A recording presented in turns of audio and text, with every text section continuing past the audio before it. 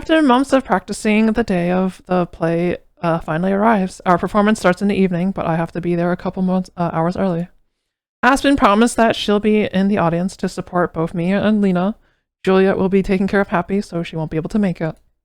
Even though I explain again and again that I'll just be standing there when I'm on stage, they're just as excited as they were when I first announced I'd be participating. I'm glad that they'll be there though. The last hour or so before showtime is a busy one.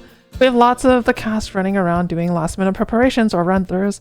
I just try to stay out of the way and help out if asked. We made the change from practicing in the park to practicing on a real stage pretty easily, and by now, the whole production is pretty smooth. I make the mistake of peeking out from the curtain before it begins and see that almost all the chairs in the audience are filled. I even manage to spot my people, although they don't notice me. I head to a corner backstage, doing my best to stay out of everyone's way. Cyrus has been walking around, checking in with each cast and crew member in turn. He still hasn't gotten to me when Lena hurries over. Miho! Ready to go? Nervous? So far, so good. What about you? Shouldn't you be in your costume? I'm gonna go get changed soon. I was just, talking with my parents. Are they here in the audience? Yep, front row. I think they were more excited for me to be in this play than I was. I know exactly what you mean. I'm glad I did it, though. Yeah, me too. They said they're glad I found something I like, although I know they still wish it was ballet. I guess me being up on stage is still good enough for them. You're okay with that? Yeah, I think I am. I mean, it was my decision. I probably won't be in any other plays anytime soon, though. That's too bad. You're really good at it. I know, but I want to keep trying new things. Maybe someday I'll go back to ballet or something, but only if I decide that I want to, not someone else. Cyrus wraps up a conversation with a nearby cast member and then joins us in our corner. Hey, you two. All set for your big debut, Miho? As a tree. I think I've got all my lines down. Good. How about you, Lena? Ready, boss! Cool. Oh. Thanks for making this possible, both of you. No, it's no big deal. Right, Miho? Right. Right. For me, that's pretty true, but for Lena... We should probably go get changed, but first, Scratching his neck, Cyrus looks away for a moment. Hey, Lena. Are you, busy after this? After the play? No? Why? Do you wanna get dinner or something? Yeah, he did it! Lena blinks a few times in rapid succession. Yes! Let's do that. Okay, I'm gonna go get ready now. Oh, don't let it affect your performance. Face red, Lena runs off, both Cyrus and I staring after her. The dressing room's the other way. A moment later, Lena zooms past us, going in the opposite direction. It's this way. She disappears into another room. That wasn't weird, was it? No, I think she was more weird than you were. From me, I mean. Nah, I think weird is like her normal ending. Yeah. I think she's pretty glad you asked her. I kind of had a feeling after she gave me that painting a while ago. Part of the reason I wanted her to be in this play was so we could hang out more. But it's been kind of tough. Don't worry. I think it'll all work out fine. Cyrus nods. Well, I'm gonna go get dressed too. See you on stage. See you! I can't wait for the Miho tree head cutout. Cyrus leaves and I spend my last couple minutes alone. It's taken a while to get here, but it seems like everything's turned out alright. Lena's all over the place and hard to follow sometimes, and Cyrus is like her opposite. They're both nice people though, and I hope that them getting dinner later is just the start of something between them. I think they'd be good for each other. Eventually, it's time for me to go get ready as well. In the dressing room, I pull on my stiff tree costume and take my place backstage. From the other side of the curtain, I can hear the low rumble of the crowd talking as the lights dim. The chatter does too. Looking around, I see Lena all dressed up and ready to go. She gives me a big thumbs up at the front. Cyrus faces everyone with a small smile. Showtime. It's showtime, baby. We all get into position and the curtain rises. The music begins and Lena soon takes her place on center stage. Watching her perform is like watching a whole other person. There's a certain grace to her movements and the way she talks. I admire her ability to just go out and perform when she has to, even when I know she must be all worked up emotionally. Cyrus is the same way when he's acting. He has to talk louder to project his voice, but he doesn't seem uncomfortable doing it. The way he walks and talks is elegant, like Lena. The audience laughs and gasps in all the right places, and I even hear a few sniffles during some of the sad parts. When it's finally time for me to go out, I'm surprised by just how many faces there are in the crowd. I can't let myself get distracted, though I need to do my best too. My part's pretty easy, and I pull it off without a hitch. As I leave the stage for the last time, Lena mouths "nice job" to me. I smile in return. The whole 2 hours seem to fly by. When the last scene ends, I can hardly believe that it's over. One by one, we all go back out to take a bow. Then the applause from the audience is like thunder rolling through the theater. Oh my god. Wait, who the hell is this? The last one to return are the three main characters, including Lena and Cyrus. As they take their place, the applause somehow gets louder, and with everyone rising out of their seats to clap. Oh. Confetti falls from the rafters as they look around, basking in the celebration. Lena's smile is huge, while Cyrus seems a little stunned by the reaction. The three of them link hands to take a bow, and then the rest of us join them one last time for a final bow all together. Throughout it, Lena and Cyrus never let go of each other. Aww. When everything is over and everyone goes backstage to clean up and congratulate each other, I say goodbye to pretty much everyone except those two. I look around to try to find them, but can't. Finally, the sound of a door opening catches my ear. I peek around the corner of a hallway to see Lena and Cyrus standing at a door to the outside, about to step out together. I'd say they've earned it, the right to leave early and skip out on the cleaning. As the door shuts behind them, I smile to myself. I think they're gonna be just fine. Aww. Make like a tree. Put a perfect performance of Lena. Even though Aspen shows up for breakfast, I'm too preoccupied to do much but eat and respond on autopilot.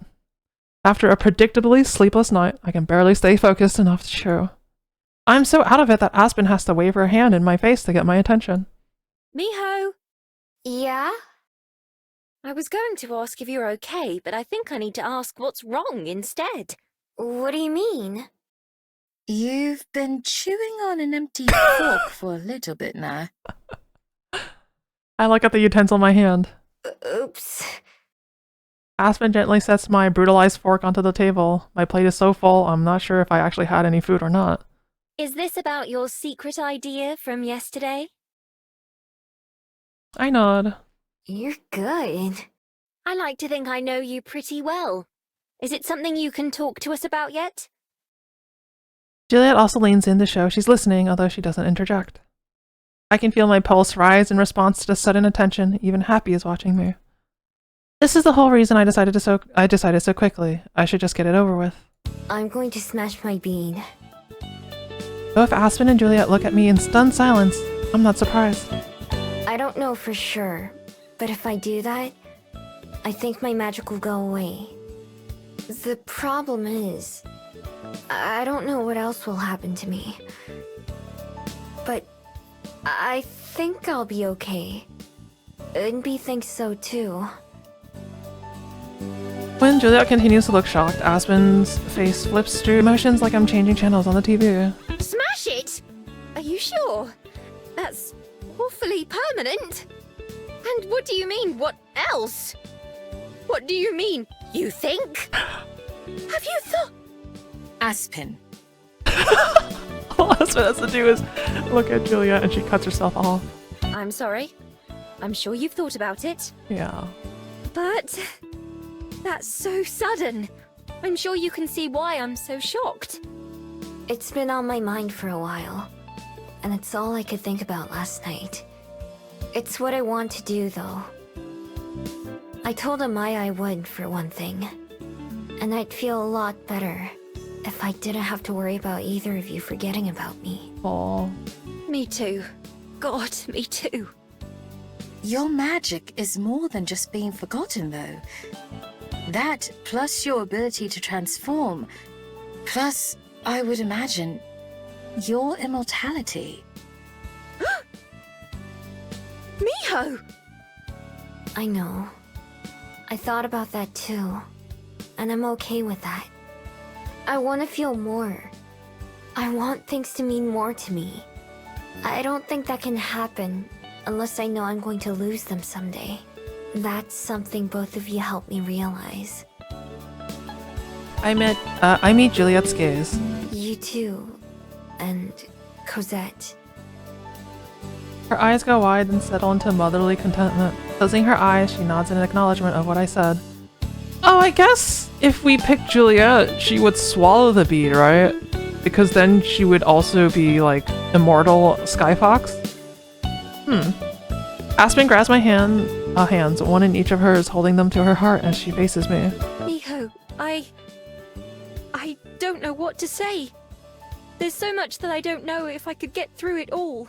So, I'll just trust you. Aww. I'll trust that you know what's right for you, and I'll support you in that. Always. Aspen has barely finished talking when there's a sudden flash of light from my necklace, causing both Aspen and Juliet to recoil in shock. Happy yelps in surprise too. What the? I instantly cut my hands around my bead, which contains a lot of the light, but not all of it. Aspen still has to use one arm to shield her eyes. Somehow, despite the brightness, I'm able to see through it unbothered. The bead seems to be shaking, and I don't think it's because of my hands. It's still whole, but just barely. It's hard to feel. It's had its fill of whatever it was looking for. I can feel it. It's needy. The magic within it wants to burst free and escape. All three of us exchange a look, knowing that it's pointless to say anything else about the issue. Whether it's instinct or just my own inner strength, I grip my teeth and stand up. It's time. I walk to the front door, hoping that I'm not shaking as badly as I think I am. Aspen and Juliet and Happy are right behind me, but I don't look back until I'm out at the door standing in the sunlight. Aspen comes to my side, gripping my arms as she leans in for a kiss, closing my eyes and focusing on the feeling of her against my side. I feel the storm in my belly calm down a little bit. A white background. Little claws dig into me as Happy stands up on his hind legs, pressing his paws into me as well. Juliet remains on the doorway, just out of reach of the sunlight, but I know she's watching anxiously too. My hands are trembling as I reach for my necklace. Aspen places her hand on mine, steadying it as I undo the clasp. For the first time since I slipped it on, I carefully remove my beard and set the rest aside. It's strangely heavy in my palm. Maybe I shouldn't call it strange. It's carrying a lot of memories in it. Still, it's small enough that when I curl my fingers, it's hidden entirely. Closing my eyes, I take a deep breath and then another, preparing myself for what I'm about to do. Wait! My eyes shoot back open. Before you do, there's something I have to ask. I'd regret it forever if I don't. What is it? You can ask me anything. She looks conflicted. I have no idea what her question could even be. Finally, she copies me, closing her eyes and taking a deep breath before snapping her gaze to mine. Can I touch your ears?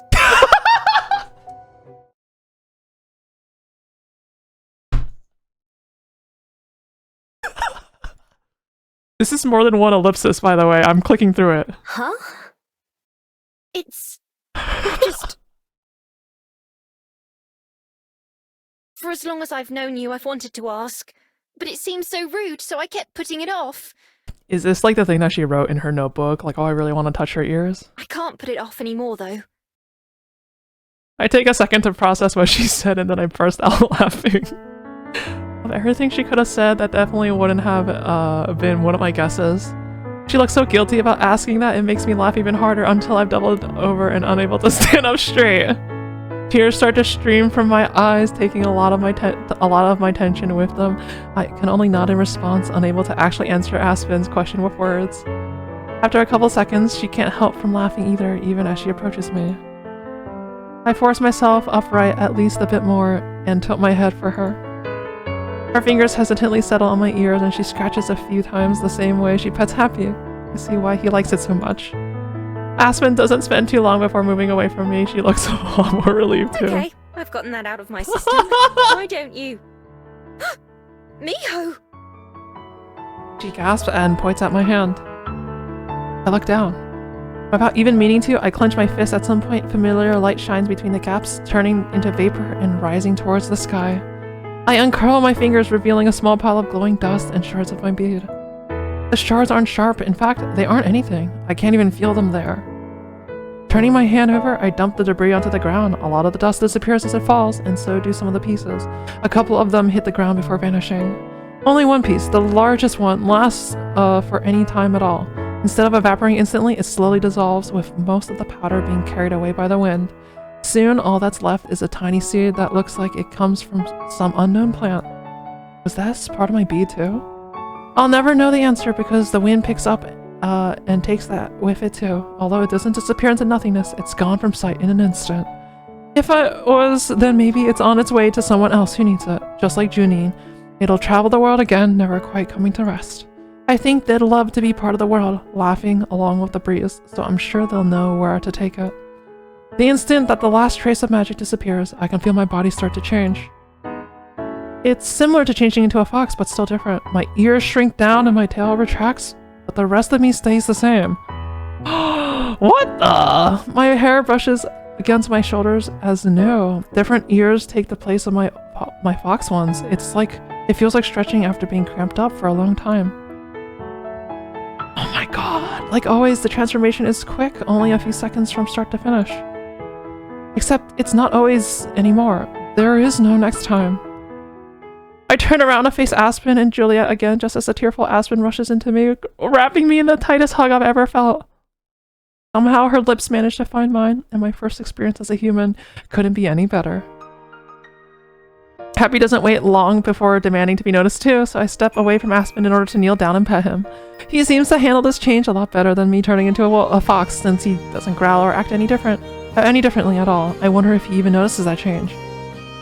Finally, there's Juliet, who has tears of her own in her eyes. As I climb the stairs, she steps forward and pulls me into an embrace of her own. Congratulations, Miho. Thank you. For everything.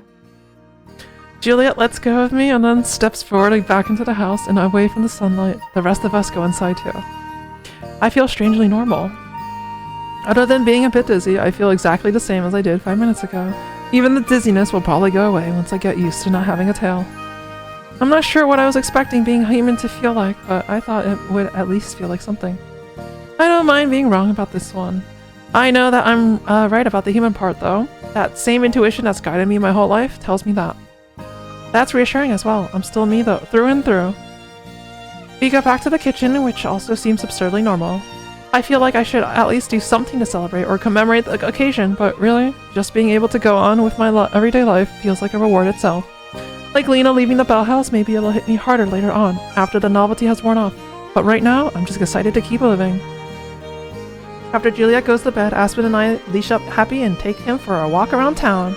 I noticed a few differences, like not being able to smell or hear quite as well as I could before. I don't mind though, the trade-off is more than worth it.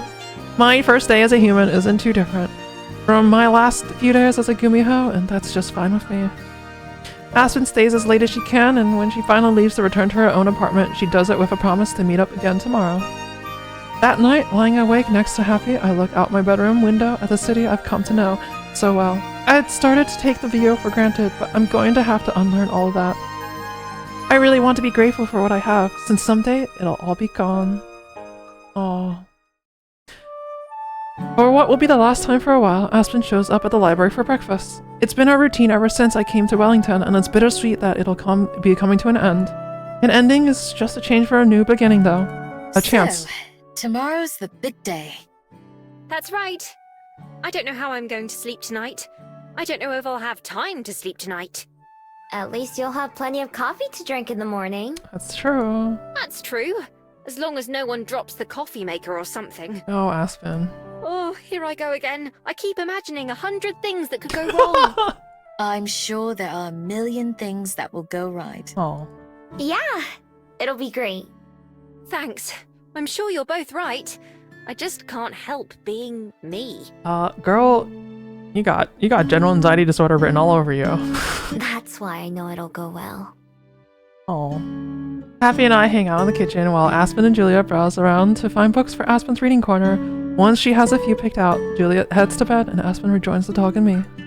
She picks up her purse, where she left it onto the counter earlier, and sits down. So, after your bead broke yesterday, it gave me an idea for a secret ritual of my own. She shakes the bag and I can hear paper crinkle inside. Oh, like magic? No magic, just superstition, I guess you could call it. Or symbolism. Something along those lines. Let's do it. You don't even know what it is yet. So? It's something you want to do, and that's enough for me. I hope you're up for a bit of a walk then, because I'd like to go up Mount Victoria. I'll go get Happy's leash. On the way up to the mountains, we talk about everything except why we're there. At the summit, we stop and Aspen looks around. I see why you come up here so often. I'm glad the new store is closer. I could do with a few more chances to clear my head. I'm glad you like it up here too. I know it's not a secret or anything, but it feels like my place. I know what you mean. That used to be the library for me. Used to? Now it's wherever you are, Miho. It's special in a different way now. A wonderful way, to be sure. But not the same as when I was just a regular patron browsing the shelves. But up here, I feel calm in the same way when I sit down with a good book. Not just a good one, but a favourite. One that I know I can go back to again and again and enjoy just as much as the first time I read it. She unslings her purse from her shoulder and reaches in. Happy gets his hopes up, probably thinking that's just where sandwiches grow, but he'll have to be disappointed this time. Instead, what Aspen takes out is a small stack of paper. At first, I'm afraid it's The Fox in the Grove, which is silly because I keep that safely in my room with my scroll. On closer inspection, I recognize the fancy logo at the top. That's from the book company, right? The one you almost signed with? Yes. This was the contract they offered me. I held on to it to think about, and then afterwards held on to it as a reminder. I think I need to move on from it too, now. Just like you were saying about your bead. For a long time, I thought of my self-worth purely in terms of what I could make or give to the world. In other words, how good my writing was. That sure turned out to be a mistake. I always knew it was, of course. Still, once you're that far into the hole, it can be tough to dig yourself back out. I have you to thank in part for that. For helping me find my own strength that I needed. That's why I don't need this anymore. Not as a reminder or a motivator. I don't need it to tell me what I'm worth. From top to bottom, Aspen rips the paper in half. Then she tucks those into a pile and rips them again. Then she rips those. She holds out her hand full of shredded paper like I held out my shattered beads. Just like then, the wind eagerly picks up the pieces and carries them away out to sea. Isn't that littering? I guess it's paper. Oh my god. Screenshot. They toss and flutter in the wind, scattering directions before they're even past the edge of the mountain. Aspen watches them go, hands still outstretched, not to bring them back, but to keep them away. In just seconds, they're gone from sight. I tore up the rejection letters too. The ones I'd been keeping in my box. Envelopes and all. I saved a copy of my manuscript instead. That's what I really want to look back on someday, and smile about. Not to forget the bad, but to remember the good too. I'll always associate it with these days here with you. And with the new store, and everything else. I think those will be much happier memories to keep. Don't you? I do. I never want to forget how I feel right now either. Or any of my time here. I don't think we will. I'm not sure how we could. And even though the future is scary at times, it scares me right now when I think of opening the store tomorrow. I'm excited. I'm excited to face it with you and with Juliet. And with Happy, of course. Of course. The three of us stand quietly together facing the horizon and the future. Aspen's, right, it is intimidating, but that's exciting in its own way. If there's one lesson that I've learned, one more most important thing, it's that I can't just wait for the future to come to me. I have to reach out and grab it for myself. Arriving at the new Bell House, it's immediately obvious that Aspen didn't need to worry about no one showing up.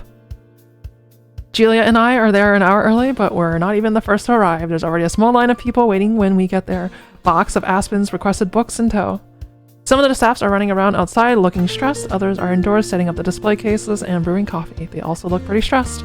I recognize one or two of the employees from the other Bauhaus, but I don't know their names. Most of them I've never seen before. It's just the aprons that give them away.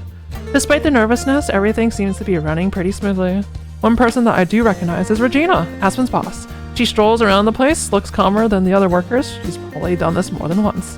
I'm no expert, but I don't see any problems anywhere. Aspen's done a great job getting everything ready to go. She's been here since before I woke up, so I haven't seen her in person yet, although we've been messaging throughout the morning when possible. I let her know that Julia and I have arrived, but the message sits unread. I spot another familiar face, though, at the same time that she spots us. Hey, mijo! Oh, Lena. She slips out the front door and jogs over to where Happy and I are standing. Juliet's retreated off under the shade of the building's roof. Hi, Lena. How's it going? She's gonna be shocked. Oh, you know, pretty normal day. Hang on a sec, though. Something's different about you. Yeah. Did you get a haircut? Wait, no, I see it. Don't tell me they gave you an haircut too! Yeah. Nope. They went away on their own. I broke the bead that gave me my magic, and so now I'm just a regular human. Her face goes pale. And I thought it was bad that I dropped the coffee machine this morning! You fucking Lena, what the fuck? Oh, nah. I did it on purpose. I wanted this to happen. Seriously? Why would you do that? Yeah, because Lena didn't purposely drop the coffee maker. Because I got tired of people forgetting about me all the time. I want to be able to live a normal life, even if it's one that has an end. I'm starting a new job soon too. One that I couldn't do if nobody remembered me. Oh, congrats! You're gonna kick life's butt, aren't ya? That's not quite the way I'd put it, but yeah, I guess so. Well, it's the right way. The only right way. Go ahead, ask me why that is. Why is... Because you've gotta beat life into giving you what you want. She does a fake punch that comes close to hitting me in the real face. When it thinks it's got you down, that's when you've gotta fight back even harder. Never give up. Never surrender! Amazing. It's kind of impossible to not be impressed with Lena's enthusiasm, even when it's like this. And you can only do that when you've got something to fight for. Like Aspen, or your friends, or your dog. Wait, when did you get a dog? This is Happy. I've had him for a few days now. He does look happy. What's his name? No, that is his name. Happy. Who's on first? I have a feeling I'm going to have to do this a lot in the future. Still, I like the name. I guess you could say it makes me happy too. Once Lena finishes introducing herself to the dog, she finally notices the box of books on top of the wagon that we brought. Oh, are those for Aspen? I'll take them in and let her know you're here. Although she might be busy until after she cuts the ribbon. Oh. That's fine. Thanks for letting her know. I'll be with Juliet. Got it. Right past the wagon's handed to Lena, and she rolls it around to the back entrance. Happy and I go wait next to Juliet, not too far from the line to get in. She adjusts her parasol to give us a bit of extra shade too. What do you think? I'm quite impressed with what they've done here.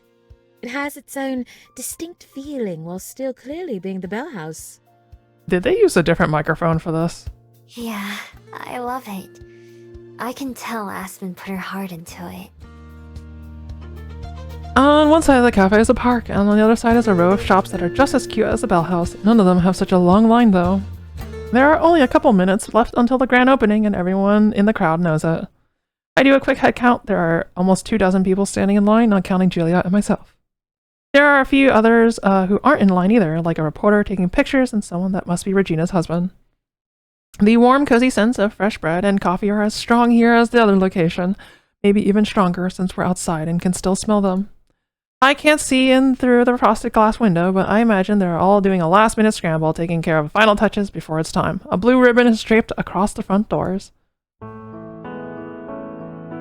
Those suddenly open inward, leaving the ribbon still hanging, and Aspen appears. Dressed in uniform, she looks around, spotting me and Julia, and gives us a small wave, but she quickly focuses her attention on the crowd. Good morning, everyone, and thank you all for coming. We appreciate you showing up before you're actually able to have your coffee. A couple of people chuckle. My whole team has worked very hard to make today's opening a success, so we're very proud to officially open our doors to everyone. Lena! Coming! I can hear Lena, but can't see her. I can, however, see the look of disapproval on Aspen's face as Lena runs up to her with a pair of scissors. Even that disappears in a flash, though, as with a big smile, Aspen cuts through the ribbon in a single snip. She steps aside, letting the line of people begin to enter. As the first customers pass through the door, a chorus of cheers come from inside. Welcome to the Bell House! It takes a few minutes, but finally Aspen emerges from the building and comes over to where we are. I reach out to my arms to embrace her, but she shakes her head. No, don't hug me, I'm gross. As soon as I get home, I'm taking 3 showers and 2 naps. You deserve them. Everything looks amazing. You've done a great job. Thanks. Wait until you actually go inside. Although maybe it's better to wait until tomorrow for that. You're already quite popular. I'm not sure if tomorrow will be any slower. That's a good problem to have if it happens. I can show you around right now if you really want, but it's going to be awfully crowded in there. It's fine. You can show us another time. We'll be here again soon, for sure. Indeed. I'm looking forward to trying out the reading corner for myself. Yes, me too. Lena told me you brought the books. Thank you so much. Oh, of course. I hope they find their way into many new hands. I'll make sure they do. I want to do some kind of discount for people who are working or reading here. I'm not sure what it'll be yet, but I want to help out students and artists, even if it's just a free cup of coffee. I'm already getting ahead of myself, though. We've been open for all of 10 minutes and I'm planning what to do next. You make that sound like it's a bad thing. But this place only exists because you dreamed about it, right? Well, yes. I suppose so. I need my feet on the ground right now, though. I could let my head off into the clouds when my shift is over. Which, unfortunately, is still several more hours from now. I'm going to have a few words with whoever it was that put together this schedule. Was it you? It absolutely was. Yeah, I was like, huh? After my naps and showers, I'll come by to visit this evening. Do you have any plans for how you want to spend your last couple days before your own new adventure, Miho? Other than with you? Nah, not really. I think I might go for a walk. It's been a while since I just wandered around. You've come so far since then, both literally and figuratively. Yeah, I miss it a little bit. Go wander then, and I'll see you at dinner. Definitely. Goodbye, Aspen, and good luck with the rest of the day. We'll see you tonight. With a final wave, Aspen disappears back into the cafe. I think I'll be returning home myself. If you're going to be out for a while, then would you like me to take Happy back with me? Yeah, please. I think I'll be out for a bit. I pass the leash to Juliet. Happy doesn't fight against leaving me anymore. He knows that I'll come back to him. I watch as those two head off back the way we came, the opposite direction of the Bell House. One other direction leads into town, but it's the fourth and most familiar path that I follow. For the second day in a row, I find myself atop Mount Victoria. Although I pass others going both up and down the mountain, I'm alone on the summit for the moment, just me and the breeze. Leaning against the railing, I take in the sights again. The bustling city, the swaying trees, the cerulean ocean. All over, everywhere I look, it's alive. Every person, every leaf, every single creature. We're not so different after all. We're all just doing what we can to survive, to keep going, and to hopefully make tomorrow a little better than today. I can't count how many times I've been up here, enjoying this view, and I can't even begin to guess how many more times I'll come here in my lifetime. And yet, that's what makes it so precious today. Because someday I won't be able to come here anymore. All I'll be able to do is think back and remember how it made me feel. So I had better feel as much as I can while I can. Even now, I can spot things that are different from yesterday. I pass different people on the way up here, different boats dot the glittering horizon, different airships come and go. As much as it feels like it sometimes, and as much as I used to believe it was true, nothing ever really stays the same. From the streets to the sea, and even myself. Like clouds, we grow and change until someday we disappear. There's a noticeable absence where my necklace hangs, but it isn't the aching kind of loss that feels like something's gone when it shouldn't be. Instead, it's more like nostalgia, missing something but knowing I can't go back to it. That the world and existence I'm thinking of doesn't even exist anymore. Maybe it never did. I've been to so much of the world without really seeing any of it. After all, there's plenty of time to fix that. Though, years and years to enjoy to the fullest. At the end, I hope to feel the same way Jung-in did, surrounded by the people they loved and content with the life they had lived. Maybe, like them, I'll continue to exist in some ways still in the thoughts and stories of everyone that I care about and that cared about me. For someone who's not used to being remembered, a legacy like that doesn't sound too bad. Maybe someone someday will stand up here like me, looking out at the world and seeing proof that I once lived and existed. It's okay if they don't know me or my name, that doesn't bother me. But if there's one more bird singing its song than there would have been had I never existed, then that's enough. A sudden gust sweeps across the mountain, down through the forest, and out towards the sea. It ripples through my hair the same way it ripples through the trees. As the leaves rustle together in the breeze, it sounds like a warm laughter. Little fox, where is your home? The wind whispers. Closing my eyes, I relax and surrender myself to it all. Right here. Aww. The end.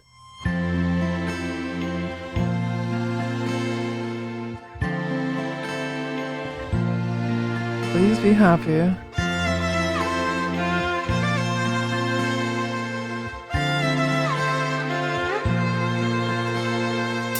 As I open to another page, I wonder if I'll always stay the same or be someone someday. As you open up another door, I'm searching for more, but I'm not really sure what I'll find. On and on, the clock on the wall keeps ticking along. So I put a bookmark in this chapter of my life, a daily pressed flower to remember you by. Getting older will mean that you're not on my mind. Together we'll be young till we die. With just word or two, the year will end so soon. Will you remember me if I remember you?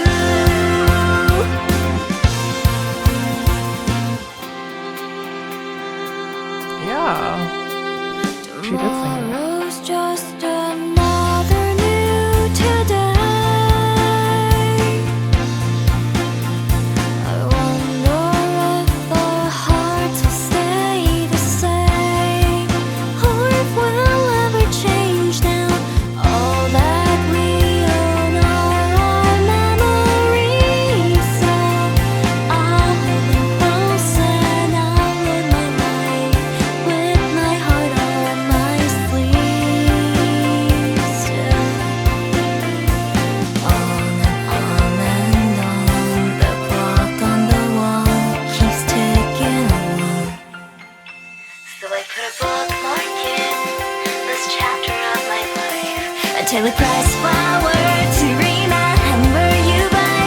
And getting older will mean that you're not on my mind. Together we'll be young till we die. Maybe Oh I'll my forget God, a bit Art. of you, maybe you'll forget me too, but I'll treasure every second, and I know that you will too.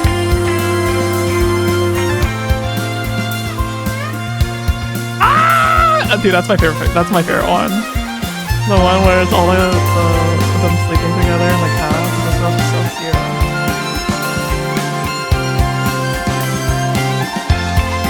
Please be happy.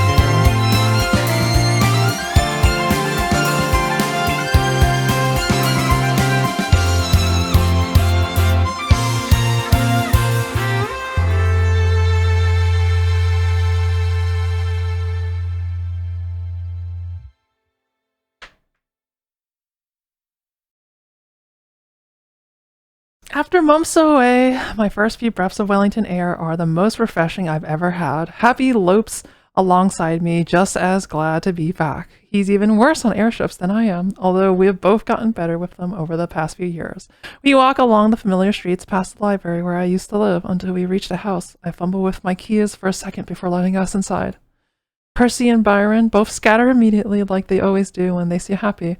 I'm definitely not the person they were expecting to walk in. I don't take more than a couple minutes to enjoy the comfort of being home before I'm back out the door, leaving Happy with the cats. The bookstore isn't too far away. That was one of Aspen's conditions when we were looking for a place together. It's close to the Bell House too, although it's been more than a year since Aspen handed over the keys to that place to Lena. There are signs in the window of the bookshop advertising today's events, along with a picture of a familiar face. I step inside quietly, not wanting to interrupt anyone. There's a small line of people near the back, each waiting for their turn to approach the table where Aspen's sitting. Of course, she doesn't notice when I walk in because she's busy talking to someone. I linger behind one of the bookshelves, watching. Aspen waves a hand in greeting as a new person walks up, offering her their copy of her book. She signs it with a flourish. The hours she spent practicing her autograph paying off. Smiling, she hands it back, thanking them for coming by. It's almost the end of her 2-hour signing session, and there are still a few copies left on the table beside her. But there are several folks around the store carrying their newly autographed book, and I'm sure there were plenty more earlier. As the last person in line steps up to the table, I go and take their place. Aspen signs the book and sends them on, stretching her fingers before looking at me. Hello there. Oh, you're so cute with the bow. Her face morphs from her customer service smile to surprise as she actually notices me. I walk closer and hold up my copy of her book, the one I read on the airship ride over. Hey, I'm not too late to get this signed, am I? Miho! I thought you weren't supposed to be back for another week. I wasn't. But Aww. I decided to come home early because I didn't want to miss this. Oh my god. Aspen takes the book from my hands and signs it with the gold pen in her hands, drawing a little heart next to the end. Thank you for being here. It means the world to me. You should have said you were coming, though. But it's a surprise, silly. But then it wouldn't have been a surprise. You and your surprises. Well, this is certainly the best kind. How'd the signing go? Happy and I just got back, so I couldn't have come any earlier. It went well. Long, but well. My hand hasn't been this sore in ages. But I couldn't be happier. At least, not now that you're here. Aww. I was a little worried that no one would show up, but it's actually been somewhat busy. You just missed Mum and Dad, although they're staying in town overnight, so you'll have to come see them later. Sounds good. I'll be here for a while. What about Juliet? She and I are having dinner tonight. You'll come too, right? I know she'll want to see you as well. Of course. I want to be there when your book goes up on the shelves. Oh, that's so good. Oh my god. You know, I hadn't even thought about that. Somewhere in the chaos of all this book release nonsense, I'd forgotten all about the library. Good thing I came back early, huh? Indeed. As much as I love being able to tell people how my wife is traveling around the world saving animals. They're married! I much prefer having her here with me. Oh. Smiling, I reach for my book. It's still in Aspen's hand. Should we get going then? Aspen pulls it back just one more out of my reach. Nope, you haven't paid yet. Paid? Yes, there's a special tax just for you. Oh, I gotta kiss up. Oh? What is it? Although I'm pretty sure I already know the answer.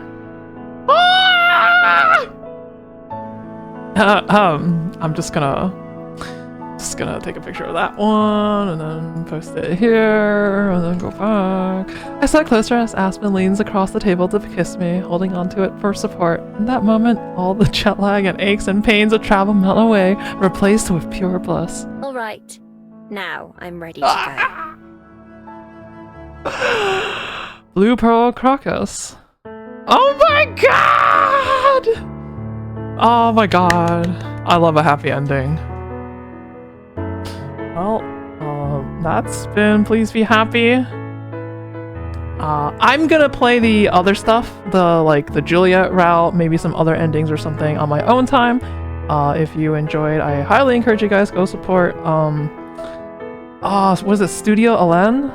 I'm kicking myself for not remembering the name. Yeah, Studio Alen. They have a lot of like Yuri, what's it called? Like visual novels and stuff. I actually played one on stream a little bit ago, which was ooh, let me see if I can remember. I'm really bad at names. Heart of the Woods. I played Heart of the Woods on stream, and yeah, it was fun. That one had a NSFW patch. I don't think this one does, but that one did. So if you're also into that kind of stuff, that's also a plus. But yeah, pretty much that's gonna be it. I hope you guys enjoyed as much as I did. I really enjoyed how cute a lot of those moments were. I believe like the tension was never too high, the stakes were never too high, but I'm honestly like I'm glad. I don't need too much weighing on my heart these days, so I had a really good time, and I hope you did too. Have a good rest of your night.